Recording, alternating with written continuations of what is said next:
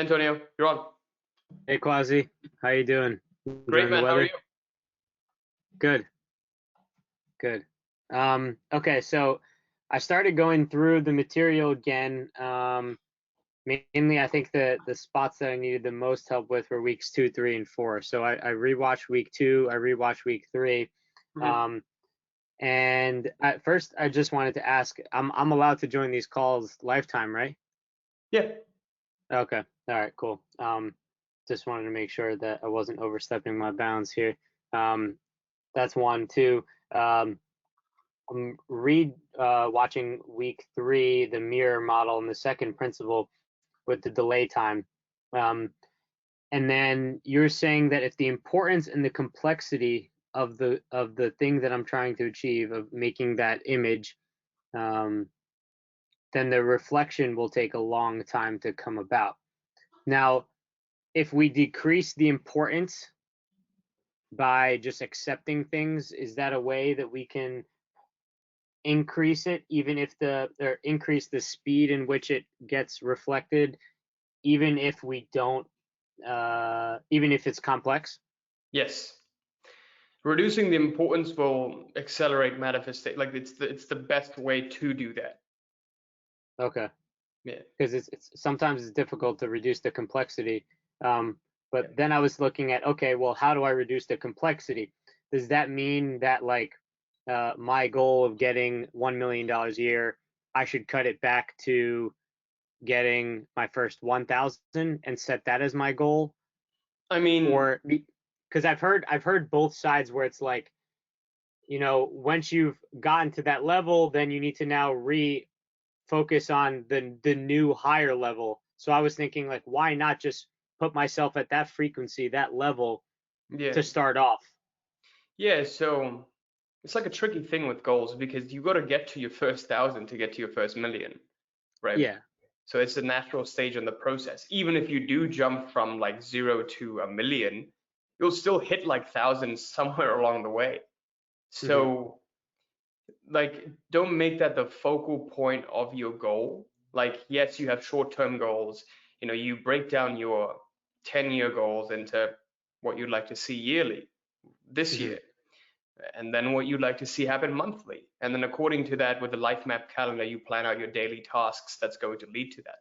So every single thing that we're doing, it's all directed and focused, all the actions we're taking.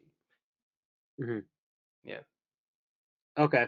So you don't suggest then to reduce the complexity by reducing it to like 1,000. You just said just keep it the same. Yeah, but like it's also the week 2 concept of downgrading your goals versus upgrading your beliefs to reach the goal, you know? Yeah, well, that's what I'm working on, is upgrading the beliefs. But what I'm saying is in order to manifest the spaces in between Hmm. quicker, is it better to set a smaller goal and upgrade your belief to that goal, get that to be the new reality, confirm that, and then bump it up again? I would say when you set goals, they're all just a tracker. It's just you want to be Okay. on track to hitting those.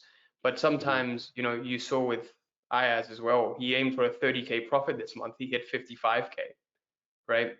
So like sometimes that'll happen. Last month I aimed for 100K. I had the biggest ever, like 145K, right? So don't get too attached to your goals, but rather Hmm. use them as a guideline to help you stay on track. If it happens, great. If not, no problem. Hmm. Okay. That's the best attitude. Um, Yeah. I tried the pure technique as well. Do you suggest doing that daily? Because If you right now want, I don't have a set meditation. I was just gonna do like breathing in and out for 5 to 10 minutes to start off to get the habit going, and then um, and just focus on counting up to 10. Is this a better thing to do because I'm trying to identity shift? so I would do that like once a week, like I wouldn't just do it every day because then that becomes an escape from actually doing the real thing, which is internally being in that place. Once you've done it, Hmm. you've done it, you're there, accept it. What we start to do is we start to doubt, like, oh, did I do it right? Am I doing it? Hmm. Doubt is like internally moving backwards. As long as you feel you're on the right track, you will be. Everything is going to be unfolding your way. So the biggest thing to look for is just correcting course, staying on track, and hearing what's going on and keeping an empty mind. Okay. Yeah. And then the last thing was about tracking your sales. I'm looking for a way to track my sales right now. Right now, I have a spreadsheet that tracks the person that I reached out to, the problem that they originally had. Have you read Spin Selling? Yeah. Okay, so I started tracking this past month. I started tracking the amount of implication questions I've asked them, the amount of need payoff questions I asked them, because those are the ones that said they have the highest tracker of success. And I track if I've made an offer to them, if they've accepted or declined, and what the reason was. Is there anything that you think I can improve in tracking my sales? Because I want to get better at tracking. I've never had this sales tracking mentality before. It's just something recent. It's too complex, right? Like you don't Okay. want to be tracking all of those things. I'm training a rep. The way I would do it is have this like a sales tracking sheet, which I got from like the program that I was doing. So if you have like a coaching program that you do, you have a general dashboard of what each month looks like. And Mm-hmm. then you have like, oh, you have the name, outcome, what they did. Was it a split pay? Was it a full pay? Was it a deposit you offered and they didn't buy? Bad fit and no offer, reschedule, cancel, no show. And then like the revenue you made, the cash you made, emotions in a call summary, and then like a link to the recording of the call. That should be enough. Basically, you want to track like date, name, outcome. Don't even do this because it's not relevant to you. Outcome of the Okay. call, yes or no. Revenue. Like I've just been doing like outcome, name, all these things until literally last month. Right now, I have a CRM to track all of that because my volume is getting really high. But you can just use a simple spreadsheet, and if you have a dashboard on it, that'll be great. Revenue, cash, emotions, and course summary. Basically, you write notes of the call, and then you tally them up every single month. You look at your stats. Okay. You want to And keep then it you as look at your simple as conversion possible. rate. Yeah. Okay. All right. Thank you very much. Yeah. That's it for me. Awesome. All right. Next up, let's go to Victor. Hey, Victor. Hey, Quazi, how you doing? Great, bro. How are you? Doing good. Doing really good. Awesome. So I wanted to ask, in regards to that self-mastery guide, how much time should I be spending on it per day, or is there something I should be looking for internally to click, and that's when I should be done? How should I think about that moving forward with the self-mastery guide? In terms of like, just do anything that you feel creative doing, something that actually excites you. Write down things there. Like, there should be something that's interesting, not a chore to do. The more creative energy you get behind it, the better. Okay, that makes sense. That makes a Yeah. ton of sense. Great, cool. Appreciate it. Mm.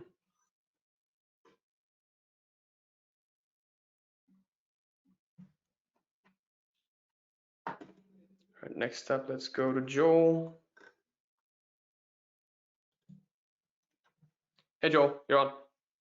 Hi, Quazi. How has your week been? Great, man. You? Getting better all the time. Mm. I have noticed one pattern happening relating to my ex-girlfriend. Mm-hmm. Example, this week I met her by accident, and we talked everything good.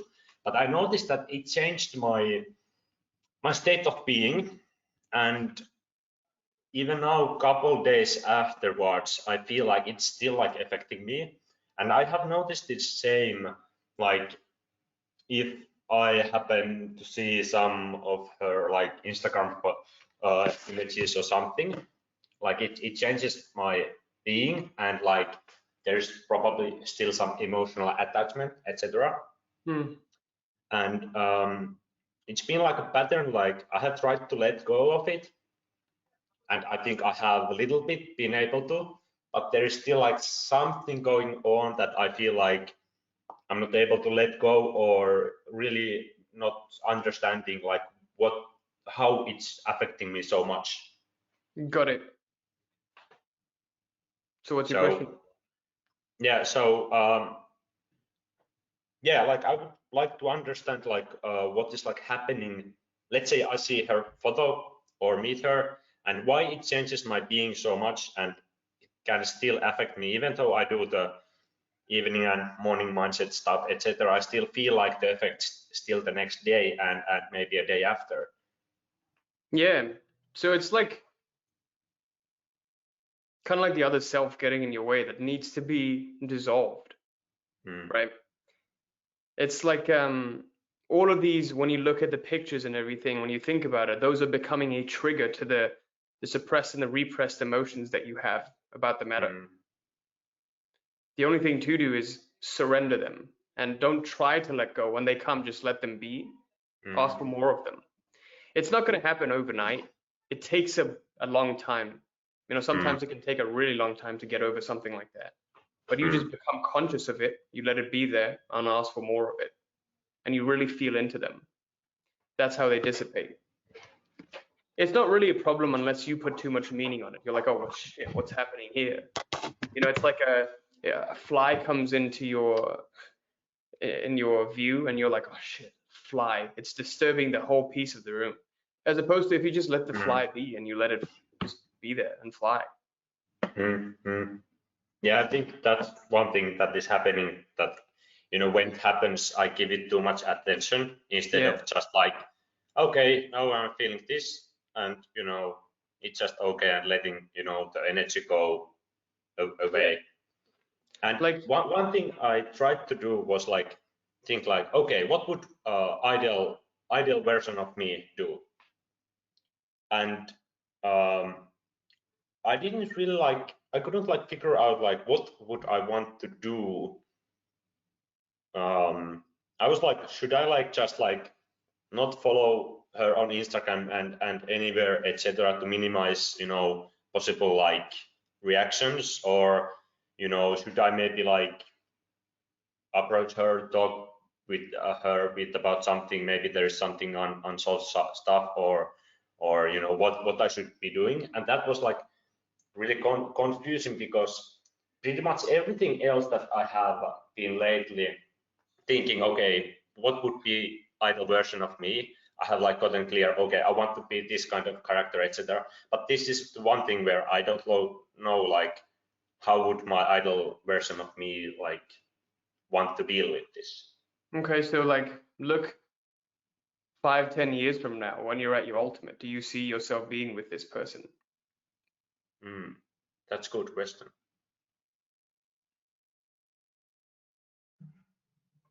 Yeah. Okay.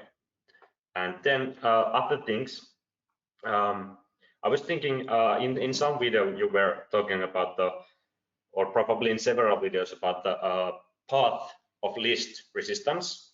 And I was thinking about it in terms of marketing and sales, and like because especially I usually try to do too much stuff, etc. So have you been thinking about your marketing or copywriting or sales or something in terms of how to make the path to have least resistance, so that it becomes like attractive and you are easily approachable? Or yeah, so I just keep it simple, you know, like the simplest solution is always the best. So I've had the same call to action on my YouTube videos for the past, like, since I started my business, really. Like, oh, if you like this, you want to work together, book a call. So I still keep that simplicity to that. And that just leads to a simple survey page, you know, nothing fancy. And it's been the same you can book me page for the same past 3 years, back when I was making no money to now when I'm doing 150K a month. Yeah. So in terms of, let's say, Facebook as well, it's a simple ad copy to a simple landing page with 3 bullet points of what you will learn from this video. They get in with their email and then they watch a video of me just talking and giving value, sharing value. And then at the end, if you want, you can book a call again. Same, like no, as like the least complexity I can have. That's why I don't like to offer like upsells, downsells, many products, do, you know, this, I don't know, joint venture or that, because it takes your attention away from the 20% that you've got to focus on that is producing the 80% of results from your business. So what's producing the results of my business right now is doing YouTube videos, doing the Facebook ads, getting on the calls. That's what I focus on. And like obviously things that will help move the business forward, like the moving the boat forward versus just staying afloat analogy. Yeah. Yeah. This was like when I got this like a thought or idea, like, okay, I was thinking exactly about also the simplicity and also like the attraction, because then it makes you as approachable as possible. So it's the same concept, like it's so easy to approach you that it becomes attractive, and the conversion is better, and you're probably going to get to better clients and better leads, etc.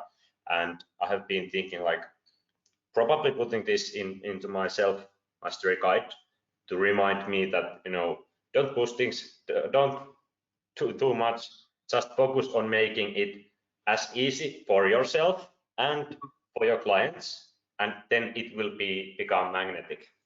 Yeah, simple. Offer one product, maybe have one marketing channel.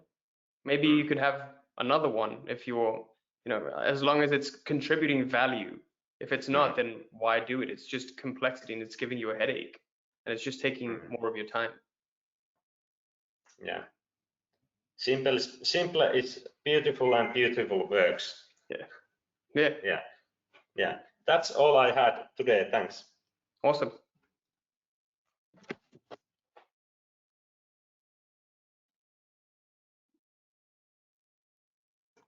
Let's go next to Eric.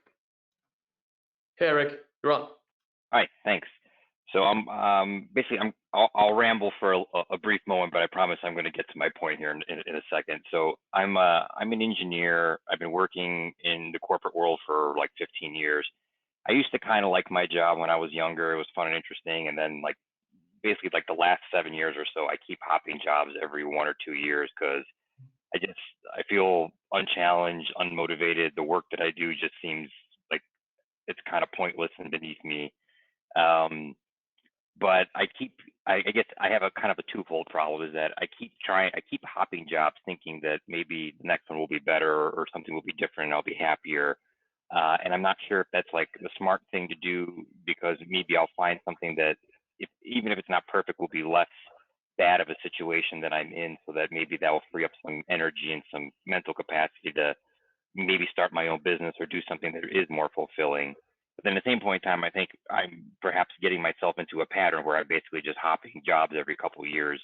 And maybe the right thing to do is just to stay put no matter how unhappy I am, and learn to be okay with it, or just stick with it until I do figure out what my real path in life is supposed to be. So I guess I feel like I burn a lot of mental energy debating this in my head, like what do I do? Do I stay put? Do I hop a job again? Do I, why is it that I'm so unhappy when other people seem like they're okay with it? It just seems like I burn a lot of mental energy and a lot of my kind of soul in this constant debating process over what to do about my job dissatisfaction. So I don't know if you have any thoughts on that or whatnot. I will say I've come, since I started the program, I have come a long way in that I have reduced the importance, and I've come a long way in terms of accepting the situation that I'm in. So I'm not nearly as stressed as I was before, but there still seems to be a bit of that going on where like I'm at work and I'm working on something and I'm like, you know what, I'm really wasting my life here because this is not something that's worthwhile of my time doing, you know? Totally. Yeah. So with that, generally, like in finding out what you would like to do, it's literally what you would like to do. What do you enjoy doing? What are you passionate about? You know, that's why we do that whole thing. And why do you even want to do it? So what do you want to see for your life? That's how I did it. I didn't want to go into the corporate world. I did 2 internships and I was like, shit, no. So you can do one of 2 things when you're doing something that you don't like at all. First of all, you accept it and stop complaining about it, learn to just be with this. But it's difficult to do when your mind is like, I know there's something better out there, right? And then you will never be able to sleep at night. It's like the Buddha said, you know, once you find out about enlightenment, nothing else will satisfy you. You'll become like an animal for enlightenment. So that's literally all we're seeking, but then we just channel it into like, okay, maybe that next thing would be better. And then you achieve it, you're like, it didn't quite fulfill that thirst I had, because what you're looking for is like boundless expansion, and you think that making $1 million will help you get there. It's great, but it never really completes it. And then you're just like, okay, great, I'm done now. So you want to move on to the next thing and the next thing. So that will always be there, and that's why you've got to find like what it is that you do like right now, what is great, you know, shifting your focus to that. But essentially what I would say is the number one thing you've got to do is get in control of your thought process. Understand that where you are right now is temporary. The path towards what you want to go to is going to present themselves, but you just got to have to seize that opportunity when it does show up, right? So it will have to be a lot of taking chances.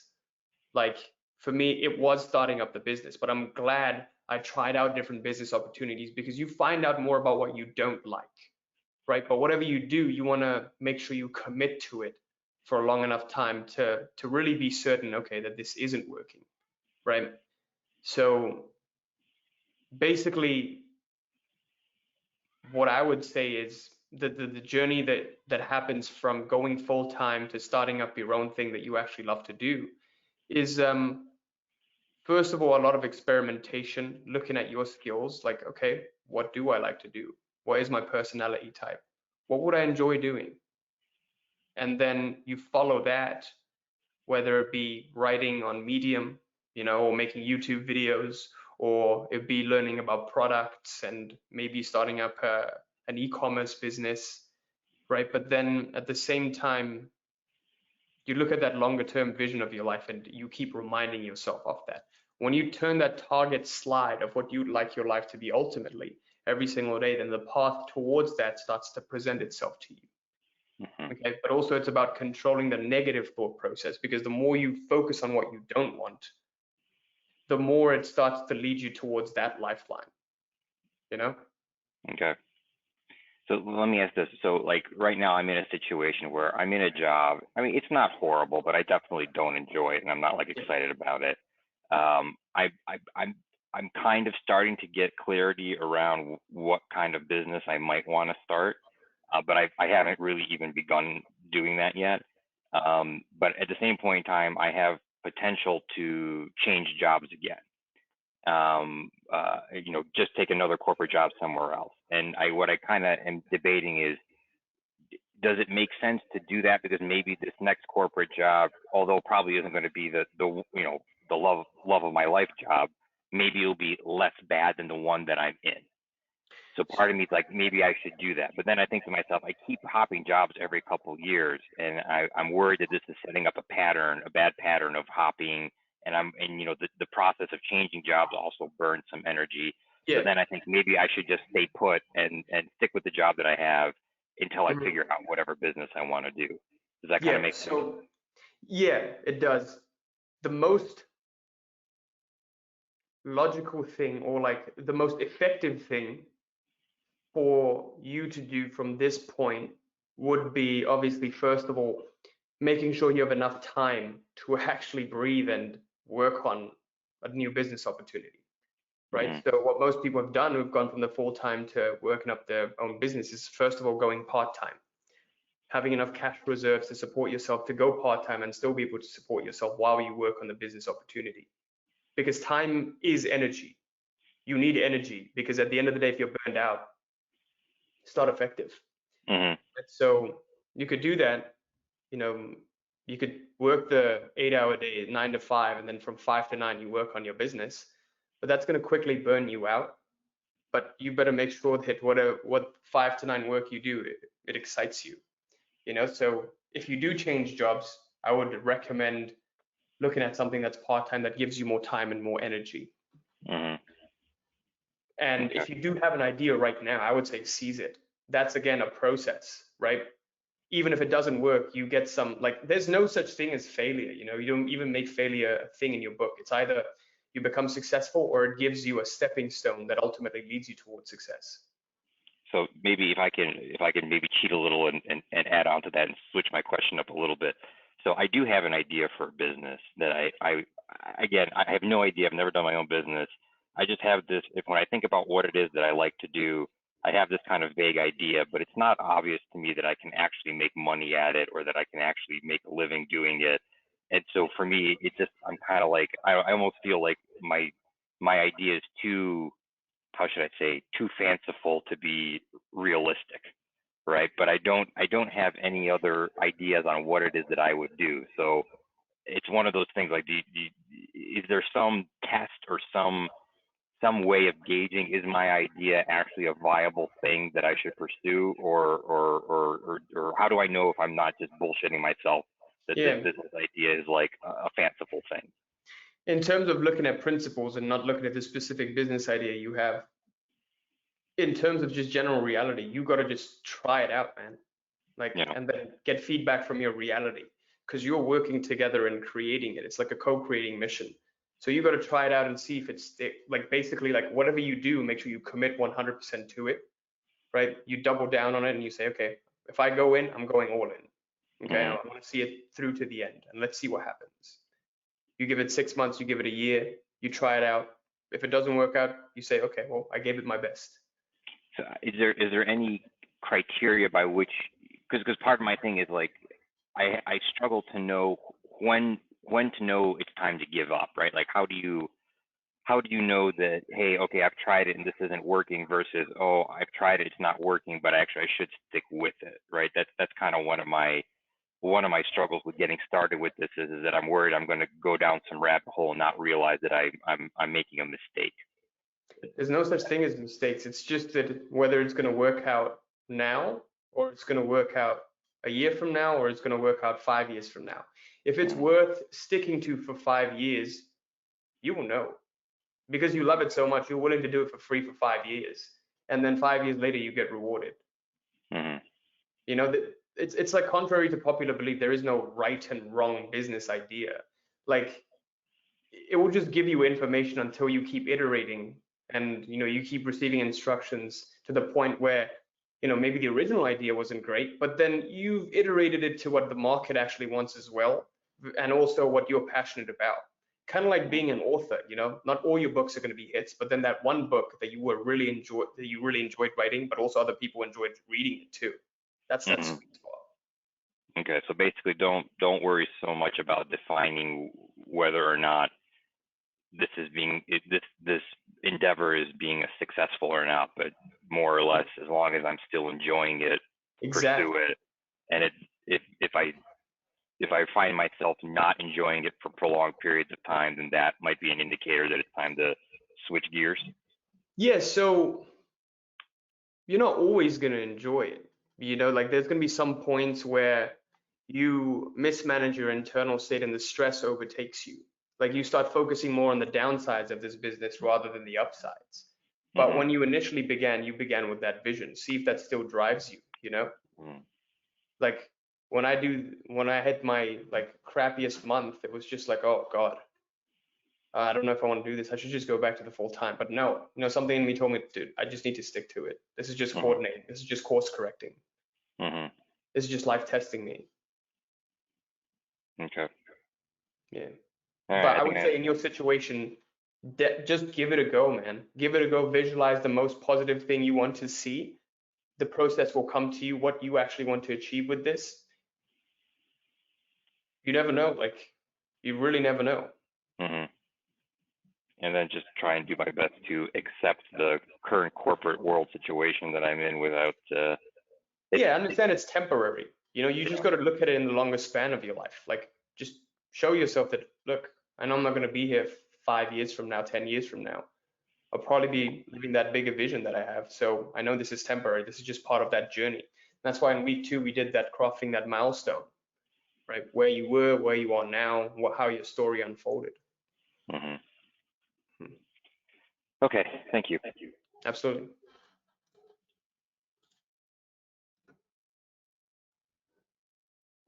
All right, next up, let's go to Saif. Hi, Hey, Quazi. Saif. How's it going, brother? Good, man. How are you? Yeah, fantastic. It's a nice sunny day today in London. Awesome. I had a few questions. First one's about centering. I'm centering every 6 minutes, 10 times an hour, etc. But when you're centering, when you ask the questions and you answer them, I think I asked you this before, and you said something about realization, Yes. like as if you're bringing yourself to the here and now. Yep. That's what it is, isn't it? You see Yeah. yourself and you see your reality. Like, oh, I Yes. see myself in my reality. Almost like getting like a bird's eye view. Consciousness is non-local. Sure. Yeah. Sure. Yeah, that makes sense. Second one was the plat technique. With the centering, I've got the plat technique sort of running simultaneously because you're supposed to do it, quite a lot of times in a day. Now, when I do the plat technique, I've got this tendency to make the back straight and a slight arch on the inside so that I can feel something there. Is that right? And then I do 3 breaths, and on the last breath, I sort of feel as if the plat's coming up from my back behind me. Is that the wrong way? This is such a subjective thing that there is no right and wrong way. It's different for everyone. Yeah.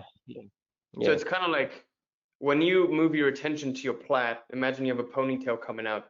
It gets like, it rises up. Rises, yeah. Yeah. Okay. The other question was, on week 6.1, you talk about affirmations going into a third person. Yep. Now, does that mean the self-mastery guide that I did on week 2, do I go back and change the affirmations on that, or? No, do it like at the end of the 3 months. Okay, do it after the end of the 3 months, yeah? Yeah. And the last question I had was, on the self-mastery guide,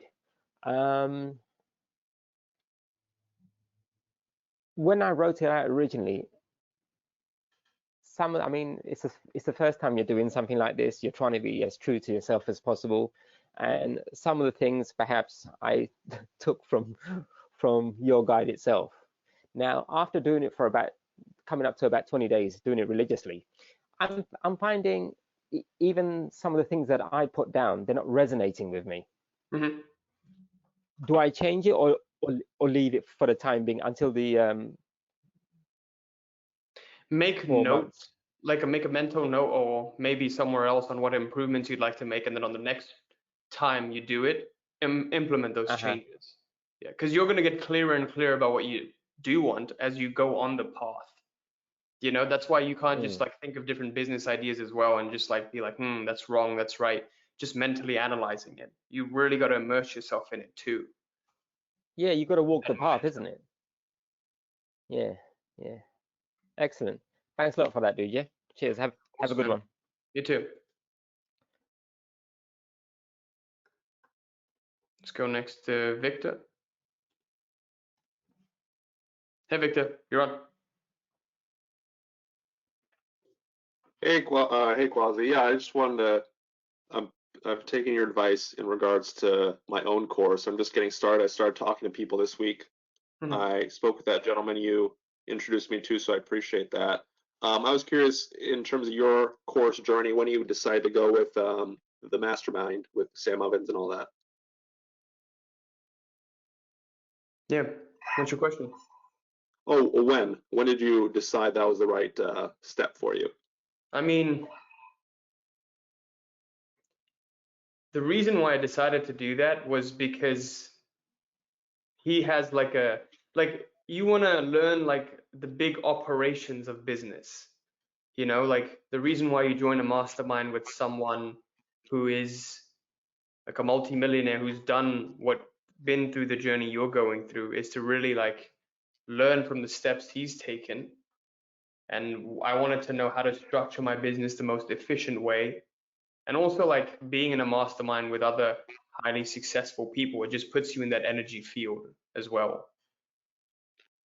So when I was consistently doing 100K months, I was like, okay, well, this is time now. Now I want to begin hiring and actually build a business, you know, like big scale operations. Yeah. Okay, that makes a ton of sense. Mm, Cool, thank you. awesome.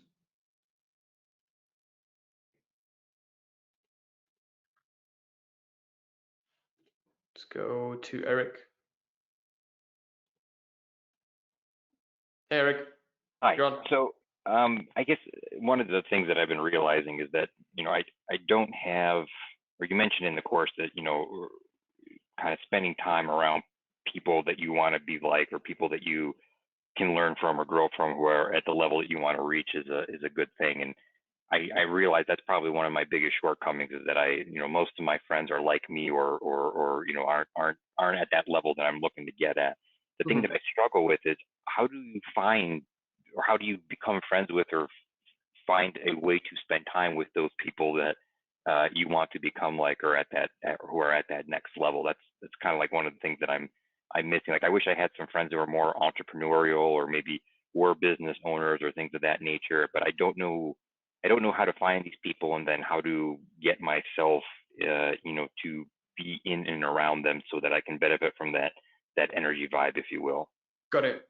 Yeah, so this is like an example of it, right? Being in the Reality Mastery customer community. This Hmm. is like a great energy field. If you participate in it, help others, ask questions, come on these Q&A calls, this is also part of you surrounding yourself in a community like this. But I would say networking events are a great way, if there are any, finding those out. What else? Okay. Joining masterminds. Like for me, I don't even, it's just I don't have time to hang out with friends who are, I just don't have time to hang out with anyone because I'm working most of the time, at least 10 hours a day. And then I just hang out with my family or my wife, right? Okay. So that cutting off of like friends who don't serve you anymore, it's just become natural. And like you just get annoyed at following these mindless posts on Instagram. So a point comes where you're just like, well, Instagram isn't serving me either, so you leave that. And then Hmm. you have these like groups. I had this group on Snapchat of like old friends, and we would just post stupid shit there. And I was like, okay, well, this isn't serving me anymore. What's the point of this? I just Hmm. don't have time to be checking my phone every 2 minutes on stuff that's not serving. So I just quietly went off that. No one even noticed, Yeah. you know? So, So yeah. so it's like the masterminds that you talk about. That's a relatively new concept for me. These are just things you find online, or how does one go about finding a particular mastermind, or group to join? Is it just kind of like Google searching, or is there some means by which I'm not aware of to find these types of things? Yeah, like look for the kind of community you would like to surround yourself with, Mm. you know, and find, maybe Google search it, maybe you follow someone on YouTube or something, you follow someone's work and you're interested in a program with them or a sort of mastermind with them, you inquire about that. That's pretty much it, but it will show itself to you once you really like make the intention. You know, when the student's ready, the teacher appears. Okay, so this isn't necessarily something like you have to spend real physical time with them, even just kind of online interactions and things of that nature are sufficient for this to kind of work and get you to the next level. It's not necessarily like you have to be there in real time, face to face kind of interaction. No, it doesn't, because most of the time I'm online. I'm on the phone or I'm online doing Zoom calls. Hell, I haven't even I have a mentor I've been mentored by for the past 6-7 months. I've never met him in person. Okay. It's great to be in person in the presence of someone like that. It's awesome, but it's not necessary. Okay. Yeah. Okay, thank you.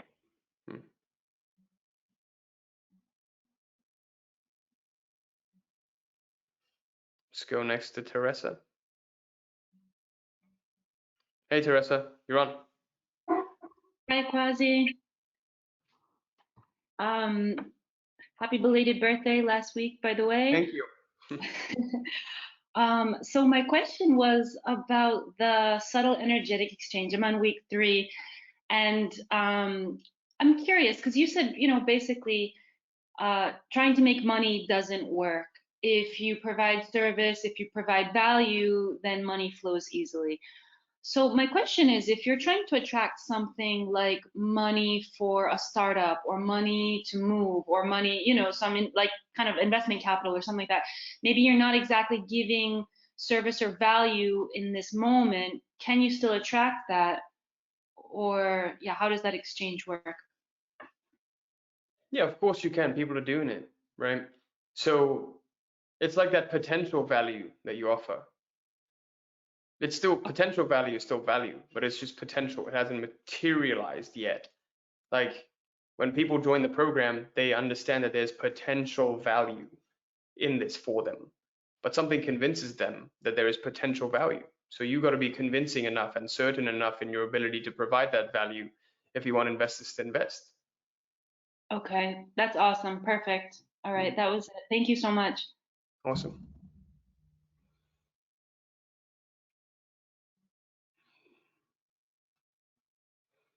Let's go next to Kevin. Hey, Kevin, you're on. Hey, Quazi, how's it going? Great, man. How are you? I'm doing awesome. My question is about releasing pain, and this could be physical, emotional, whatever. What does the process look like? Week 4, understanding surrender. Like the best release for pent up pain and emotion trauma is just observing those feelings and letting it be. Like it comes very strong and it comes in waves. Whenever it does come, you don't run away from it. You run into it. You run towards it. And you ask for more of it. The best release you'll find is like in the form of crying. Like after crying, you feel great. What if it's hard? Like, what if you don't really cry? Like, what if that's not really? Because I feel like it's not even like a machismo thing. Like, oh, I'm too tough to cry. It's just like something that doesn't really come to me, like in the form of tears. Well, that just means you haven't been in touch with your emotions. Everyone cries, but then they just like become unconscious of the emotions. So the emotions start to show up in other ways in their lives. You don't have to cry, obviously, but it's like that feeling has to be addressed and be passed through you. And there has to be like an entropic balance where it just spreads out, because it's like pent up and concentrated, whether it's repressed or suppressed right now. Okay, totally. So just Yeah. like being conscious with it, whether that's back pain or emotional frustration or anything, just breathe into it, sit there, be with it. Yep. I guess follow-up question would be any tips for crying? Because I'm not opposed to it. I just like I said, it's not something that I wouldn't really say have. like force yourself to cry. Sometimes you're just moved to tears, like when you're so in Mhm. touch with the emotion. And when it just overwhelms you, the tears come. So just focus on being with it, not resisting it, not running from it, just Yep. being present with the emotion. Yep. Okay, I'm on it. Awesome. Thanks, Quazi. Absolutely. Let's go next to Scotty. Hey, Scott, you're on. Fantastic. Can you hear me? Perfect, man. Hang on. I think I've got a double echo. There we go. Thank you for making yourself of service in these calls. It's so awesome to be here and to continue to plug into this robust and very positive community. I just love it. Awesome. My question for you is, well, first it's based on a comment and a thank you. I just got a big boost on my YouTube channel from the interview that you posted recently. And so my numbers over doubled. And they weren't really big in the beginning anyway, because it's a fledgling effort right now. But it was really exciting to see that and to see some commentary at the channel and some positive feedback. So thank you for that.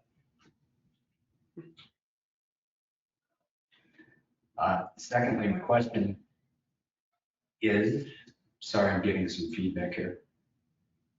My question is, if I was to pursue the channel and start to grow it along the model that you used, which has obviously been successful, how important do you think it is to have the book as a sales tool up front? In other words, should I focus right now on the first step of writing the book for my channel as a giveaway, or should I just launch into producing more videos and creating the course as I go, like you did? Could you give me some basic guidance on what you would say is good next steps with the idea of shortening the time to money? If you want to shorten time to money, don't write the book. Like that's going to be the longest process. That has like a long-term gratification kind of thing, you know? So a book will be good once you already have an established audience, then you could just funnel them to that. I would say if you want to have that short term, you just want to quickly make your first few bucks online, have some successful clients, focus on the thing that is going to get that, which is going out there, reaching out to people, making offers, understanding problems, offering a solution to it, charging for it. Even the YouTube channel is like a longer term thing. Right, but it's a marketing channel, is it not? Yeah. It's a way to reach people. Yep. Or you is it build up better a base, focus on advertising? Which takes some time, like to build up a subscriber base. Correct. But there's no time to start like the present, wouldn't you agree? Yeah, totally. I would say if you can do it in conjunction with like outreach activities.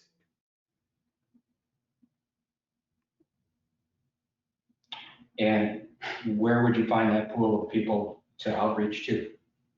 Facebook groups. Where would your ideal clients be? LinkedIn, Facebook, what social media channel do they hang out? Instagram.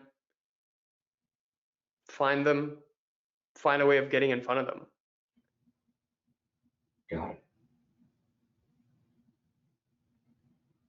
Okay, thank you. I'll digest that. I appreciate it. Absolutely. All right, let's take the last question from Eric. If there are no other questions after that, we'll end the call here today. Eric, you're on. Hi. Thank you. So I guess one of the things that I struggle with is that, I try and work and work as hard as I can, as long as I can. At the same point in time, I don't want to just, live my life constantly working. I want to have some enjoyments and some time with my friends and family. But I find myself in this situation where when I am relaxing or enjoying myself or spending time with friends and family, I'm like riddled with guilt because I feel like, no, I should be working because I really want to get out of my corporate job, and the more time I spend doing things I enjoy, the longer I'm going to be stuck in my corporate job. And I constantly have this like internal mental battle over, you know, how hard should I be pushing myself? But then I know if I push myself too hard, I'll burn out, and that's going to be worse. So maybe I should relax. And there's just this constant, like, you know, internal tension over feeling guilty for taking time off, I guess. I'm wondering, do you have any comments on how to help balance that, or how to know, like, hey, I have worked enough and it's okay to give myself a night off or two, or if you have any advice in general on how to balance that? Because what I worry is that I give myself time off, and then in a year or two, I'm going to look back and realize, like, no, I was just being a lazy loser, and I should have been pushing myself harder. Got it. Right? So it's that fear that kind of makes me question my judgment, I suppose. Yeah. When you work 100%. When you rest 100%. Don't do two things at once. Don't like watch a Netflix show and try to get homework done. Mm-hmm. You know, that's not going to serve you. When it's work time, you just work 100%. When it's the end of the day and you want to spend time with family and you want to relax, just relax. And everything is just going as it should. You know, it's going to unfold regardless. The path is going to present itself to you. There's no reason to fight and no reason to try and, like, you know, the more you can have faith in life, the more it will carry you towards that goal. Mm-hmm. You know, we just think that, oh, I must do something in order to get there. I must, like, take this massive action. Sure, you got to take action. You got to meet life halfway. But the more you immerse yourself with this and with all of these principles, and you start to see, like, the insanity, you know, you start to see all the patterns that are happening, the more you get in control of it. And so the more you start to master your reality. Okay.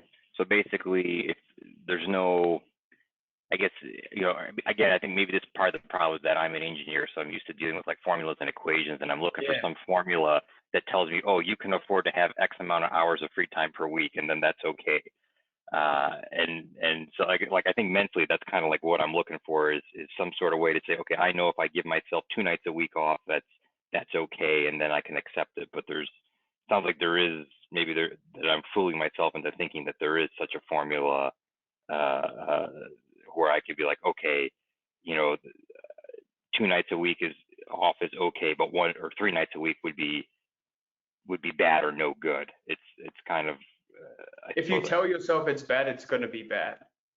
Okay. The only thing you can do is become, like, if you want to be an engineer, just become really objective about it. Look over the month, review it, and see what outcomes you've produced. What's the output that you've gotten, and how well have you worked? The life map calendar is very, very effective. Like, at the end of the day, when you do your the planner, you look at your ATIS ratings. How many days have you literally been aligned to the ideal self versus what you haven't? So use all of those markers as a recap on your performance. How well did you perform today? Okay, that's versus a good point. What results you put out, yeah. So maybe what I ought to do is create my own formula, and then just kind of use the input from all the tracking and do a It's like becoming objective about it, because if you don't rest, you're not gonna perform better the next day. Right. Yeah. Okay. Yeah. So maybe I got to create I guess I'm always looking for someone else to give me that approval of, like, oh no, it's okay to take 2 nights off a week, but perhaps the right thing to do is just come up with my own formula, my own criteria, and stick with that. Yep. Okay, thanks. Awesome. Final question from Joel.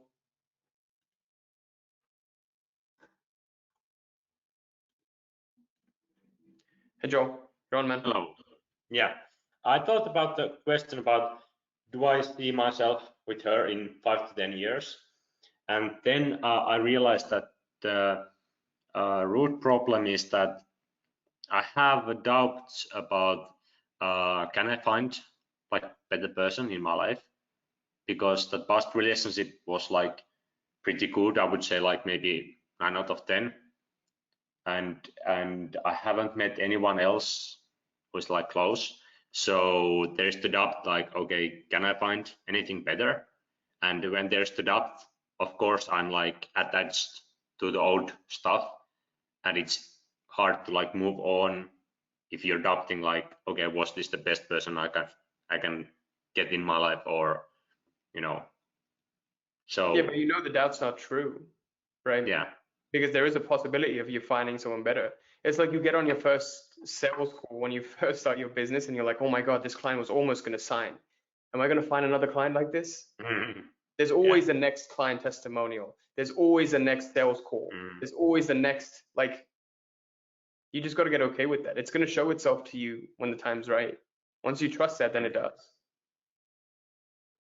Yeah, it's probably the biggest obstacle right now, to just learn to trust that, you know, it will come. I don't know when, but you know, it will come. And it's like, I think that might be, you know, now when I have got a little bit momentum in my business, etc., and I'm a little bit energetic, I think this might be my biggest problem right now, and I would say that it's probably a good sign that my business problems is not the biggest problem right now in a long time. Yeah, that's thanks. Good. All right, guys, that's all for today. Thank you for joining. Hope this was helpful. The recording for this will be up in the portal later on, and also in the heads up post that we did 30 minutes ago. The next call will be on Tuesday at 5 p.m. Eastern. See you then. Thanks.